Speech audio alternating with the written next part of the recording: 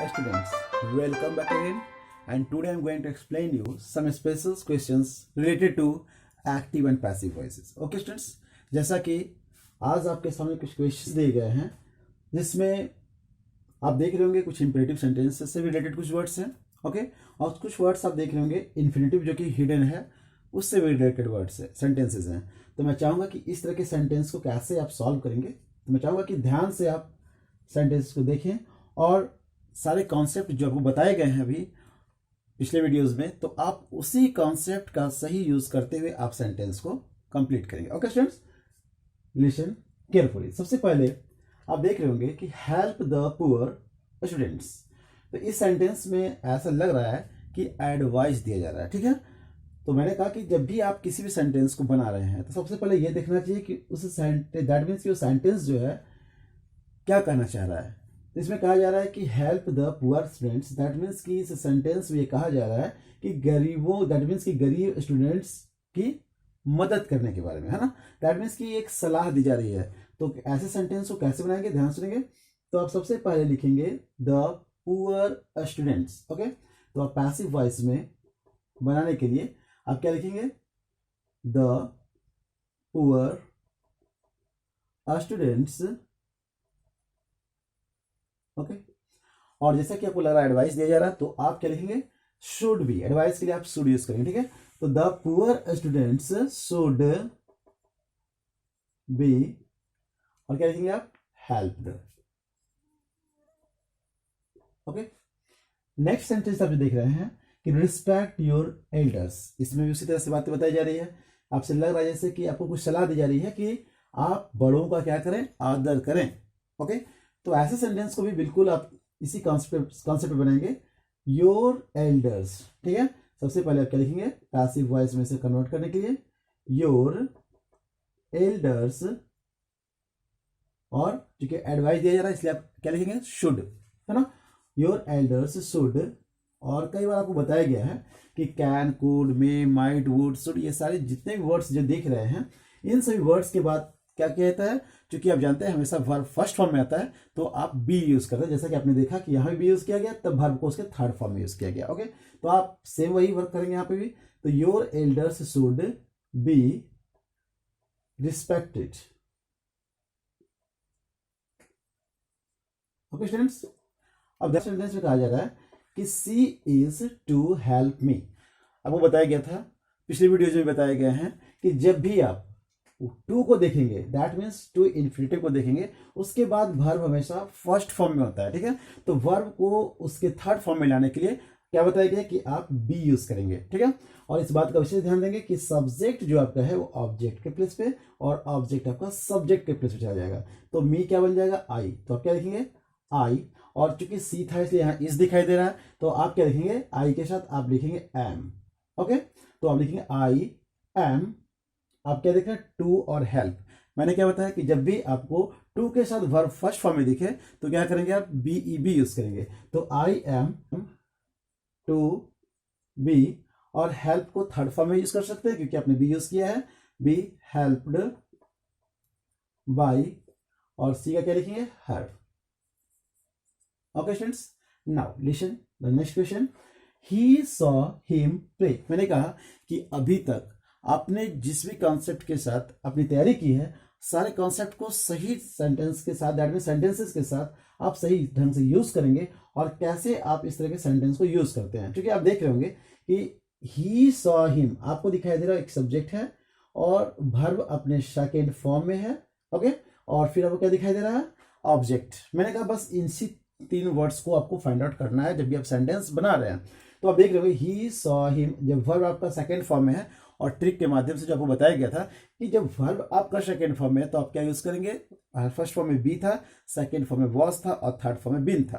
तो आपको वॉज या वर के अकॉर्डिंग बताना होगा कि आप यहाँ क्या यूज करेंगे। तो आप देख रहे होंगे कि ये ही है, हिम है, और हिम के लिए क्या यूज करेंगे, आप ही यूज करेंगे, ठीक है। तो आपका ये हिम जो है क्या बन जाएगा, ही, ओके। तो आप लिखेंगे ही सॉ हिम प्ले। तो लिखेंगे इसके लिए, क्योंकि ऑब्जेक्ट को हम लोग सब्जेक्ट के प्लेस पे ला रहे हैं, है ना, ध्यान देंगे इसको। तो हम लोग लिख रहे हैं ही, और चूंकि ये सेकंड फॉर्म में है इसलिए क्या बताया गया था, वॉज, ही वॉज। और ध्यान देंगे कि क्या बोला गया था, वर्ब को उसके थर्ड फॉर्म में, ही वॉज सिन,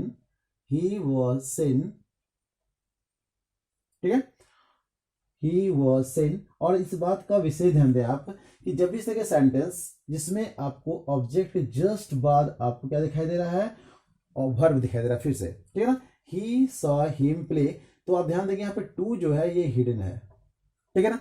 ऐसे सेंटेंसेस में क्या करेंगे आप, ही सॉ हिम, दैट मीन्स कि ही वॉज सिन, और इसी इन्फिनेटिव को यहां पर आप डाल देंगे, he was seen to play, ठीक है, और बाय क्या लिखेंगे, हिम। अब ध्यान से नेक्स्ट सेंटेंस देखेंगे, आई मेड हिम लाफ, ठीक है। तो ऐसे सेंटेंस जिसे बताया गया आपको कि आपको दो तरह के वर्ब दिखाई दे रहे हैं, यहां भी और यहां भी, आपको यहां दिखाई दे रहा है एक मेड है और एक लाफ है, ठीक है। तो ऐसे सेंटेंसेस में आपको ध्यान देना है कि लास्ट वाले वर्ड के जस्ट अपोजिट जो कि वर्ब का यहाँ पे क्या है, ऑब्जेक्ट का काम कर रहा है, तो उस कंडीशन में आप स्टार्ट करेंगे सबसे पहले इसी ऑब्जेक्ट से, दैट मीन्स कि जैसा कि आप जानते हैं सब्जेक्ट को ऑब्जेक्ट के प्लेस पे और ऑब्जेक्ट को सब्जेक्ट के प्लेस पे लिखना है। तो सबसे पहले आप क्या लिखेंगे, हिम का ही, ठीक है, ही, और ही के साथ चूंकि ये वर्ब का सेकंड फॉर्म है आप लिखेंगे वॉज, वर्ब का जब भी सेकंड फॉर्म हो आप वॉज या वर यूज करेंगे, तो ही वॉज, है ना, ही वॉज मेड, ठीक है, ही वॉज मेड। और मैंने बताया कि जब दो वर्ब होंगे तो लास्ट वाले वर्ब को आप जब सबसे पहले यूज कर लेंगे उसके बाद आप सब्जेक्ट को सबसे लास्ट में लिखेंगे, जैसा कि आप फर्स्ट यहां भी देख रहे होंगे, तो he was made to laugh, okay, और बाई के साथ आप इस वर्ड को यूज करेंगे, बाई, और आई का मी। ऐसा इसलिए यूज किया जा रहा है कि मैंने कहा था कि जब इन्फिनेटिव ऐसे सेंटेंस जिसमें टू हिडन है, ठीक है, इसी कारण से हम लोग यहाँ पर टू यूज कर रहे हैं। टू जब भी यूज करेंगे तो वर्ब को उसे क्या करेंगे, फर्स्ट फॉर्म में लिखेंगे, okay. Now the next question listen carefully, they found him. मैंने कहा बार बार कि आपने अभी तक जो तैयारी की है कि किस तरह से सेंटेंस को सबसे पहले आप देखेंगे कि प्रेजेंट में है, पास्ट में है या फ्यूचर में है। तो यदि आप देखेंगे यहाँ पर तो फिर आपको क्या दिखाई देगा, सेकंड फॉर्म, है ना। फाइंड का सेकंड फॉर्म क्या होता है, फाउंड। तो आप उसी के अकॉर्डिंग आप सबसे पहले क्या लिखेंगे, हिम का क्या लिखेंगे, ही, ठीक है। आपने देखा सब्जेक्ट, वर्ब और ऑब्जेक्ट, बस इसी तीनों को फाइंड आउट करना है किसी भी सेंटेंसेस में। तो दे फाउंड हिम, तो आप लिखेंगे ही वॉज फाउंड, ठीक है, सेकंड फॉर्म में वॉज यूज करेंगे, तो आप लिखेंगे इसके लिए ही वॉज फाउंड, ओके। तो ही वॉज फाउंड, और क्या बोला गया, गिल्टी ऑफ मर्डर। जब आप थर्ड फॉर्म का यूज कर चुके हैं तो बाकी जो पार्ट्स बचे उसे भी यूज करेंगे, और दे हो, समबॉडी हो, या फिर द डॉक्टर, ऐसे वर्ड्स जो दैट मीन्स कि या तो आपको पता नहीं है कौन है, या तो ऐसे कॉमन दैट मीन्स की पर्सन जिसके बारे में जानकारी आपको होती है, जैसे द पुलिसमैन हो या फिर द डॉक्टर हो, तो जिनका जो प्रोफेशन है उसके अकॉर्डिंग यदि वो वर्क कर रहे हैं, जैसे यहाँ लिखा हुआ है डॉक्टर एडवाइज्ड मी, तो ये इनका प्रोफेशन है, दैट मीन्स इनका वर्क है क्या करना, मेडिसिन को के बारे में आपको सलाह देना, एडवाइस देना। तो इसी कंडीशन में मैं चाहूंगा कि ऐसे सेंटेंसेस जब आप बना रहे हैं तो ध्यान से फोकस, इस बात पे फोकस करेंगे कि वैसे कॉमन वर्ड्स, ठीक है, जो प्रोफेशन से रिलेटेड हो, जैसे पुलिसमैन मैंने बताया या मैंने डॉक्टर्स बताया, तो ऐसे वर्ड्स को यूज नहीं करना है, ठीक है। तो आप क्या करेंगे ऐसे सेंटेंसेस में, जैसे समबॉडी, समबॉडी मीन्स क्या होता है, कोई व्यक्ति जो है, समबॉडी ने, किसी ने, told him to wait outside, किसी ने उसे बाहर इंतजार करने को कहा, किसी ने, that means you are not knowing, है ना, आप नहीं जान रहे कि किसके द्वारा कहा गया। तो ऐसे कंडीशन में ऐसे वर्ड्स का यूज करना नहीं है, ओके। तो somebody told him to wait outside, तो आप ध्यान दे रहे कि ऐसे तो सब्जेक्ट के प्लेस पे ये दिख रहा है और ऑब्जेक्ट के प्लेस पे ये दिख रहा है, तो आप फॉलो आप उसी रूल्स को करेंगे, लेकिन इसको आप क्या करेंगे, इग्नोर कर देंगे। तो आप लिखेंगे सबसे पहले ही, और ही के साथ चूंकि ये सेकेंड फॉर्म में है आप क्या लिखेंगे, वॉज, ही वॉज टोल्ड, ठीक है ना, ही वॉज टोल्ड टू। और मैंने क्या बोला कि जैसे आपको दिख रहा है कंप्लीट वर्ड्स आप बिल्कुल कंप्लीट करें सेंटेंस हो, तो he was told to wait outside,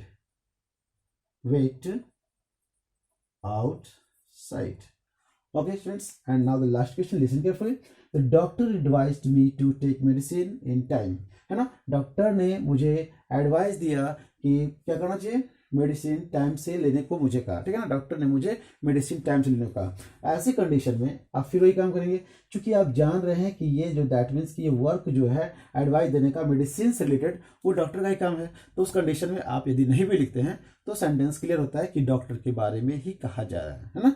जैसे मैं बोलते हैं ना, the police arrested the thief, ठीक है। तो इस कंडीशन में आप जान रहे हैं कि थीफ को अरेस्ट करने का काम, अरेस्टिंग का काम किसका है, पुलिस का है, ठीक है। तो thief was arrested, that means कि this is not necessary that you have to use the person, okay. उस पर्सन को वहां पर इंडिकेट यूज करने की आवश्यकता नहीं है।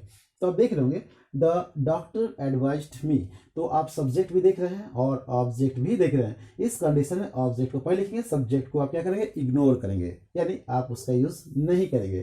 तो आप लिखेंगे सबसे पहले पैसिव वॉइस में कन्वर्ट करने के लिए आई, मी के लिए क्या लिखेंगे, आई। और चूंकि ये सेकंड फॉर्म है, मैंने क्या कहा, जब भी सेकंड फॉर्म यूज कर रहे हैं तो आप वॉज यूज करेंगे। तो आई वॉज, ठीक है, एडवाइज्ड,